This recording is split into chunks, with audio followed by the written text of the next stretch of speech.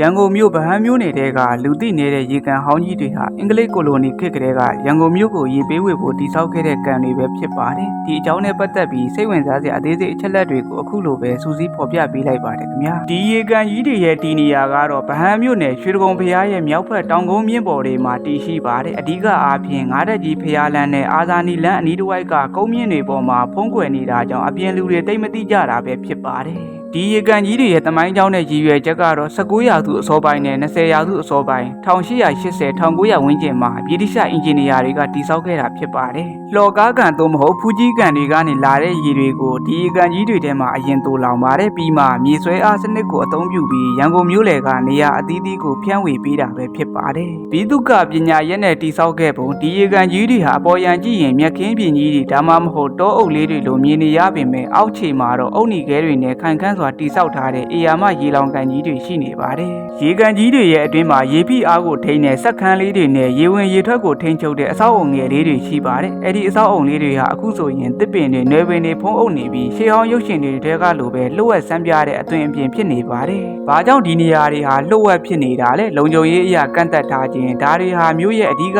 ရေပေးရေဝေစနစ်ဖြစ်တာကြောင့်ယနေ့ထက်ထိစီပင်သားရာ YCDC ရေပေးဝေရေးဌာနကထိန်းသိမ်းထားပြီးတာမန်လူတွေကိုဝင်ခွင့်မပြုတာပါ။ပတ်ဝန်းကျင်ရဲ့အနေအထားရေကန်တွေဟာတစ်ပင်ကြီးတွေအလွန်ထူထပ်တာကြောင့်အဝေးကကြည့်ရင်တောင်ကုန်းပေါ်ကတောအုပ်လေးလိုပဲထင်ရပြီးအထဲမှာရေကန်ကြီးတွေရှိနေမှန်တာမန်လူတွေအနေနဲ့မသိနိုင်ကြပါဘူးဒီရေကန်ကြီးတွေရဲ့လက်ရှိအခြေအနေကတော့တချို့ရေကန်တွေကတော့အခုထိအလုံးလုံးနေတုန်းဖြစ်ပြီးတချို့ရေကန်တွေကတော့ဟောင်းနှွမ်းနေပါပြီဒီနေရာတွေဟာရန်ကုန်မြို့ရဲ့အစိမ်းရောင်နယ်မြေတွေဖြစ်တယ်လို့တမိုင်းဝင်အမွေအနှစ်အဖြစ်လဲတည်ရှိနေပါတယ်မြို့ပြစူးစမ်းလေးလာသူတွေအချို့အတွက်တော့ဒီနေရာတွေဟာရန်ကုန်မြို့ထဲကအငြိမ်သက်ဆုံးနဲ့စိတ်ဝင်စားစရာအကောင်းဆုံးလှုပ်ဝက်နေရာတွေပဲဖြစ်ပါတယ်ဒီအကြောင်းအရာတွေကိုကြည့်ရင်ရန်ကုန်မြို့ရဲ့အောက်ခြေမှာရောတောင်ကုန်းပေါ်တွေမှာပါကျွန်တော်တို့မမြင်နိုင်တဲ့တမိုင်းဝင်အဆောက်အုံတွေအများကြီးကျန်ရှိနေသေးတာကိုတွေ့နိုင်ပါတယ်ခင်ဗျာနောက်ထပ်အနေနဲ့လူကြီးမင်းတို့သိကျင်တဲ့မြန်မာနိုင်ငံကလူမသိသေးတဲ့တမိုင်းဝင်နေရာအချို့တွေရှိရင်လည်း comment မှာရေးသွားခဲ့လို့ရပါတယ်အားလုံးကိုကျေးဇူးထူးတင်ရှိပါတယ်ခင်ဗျာ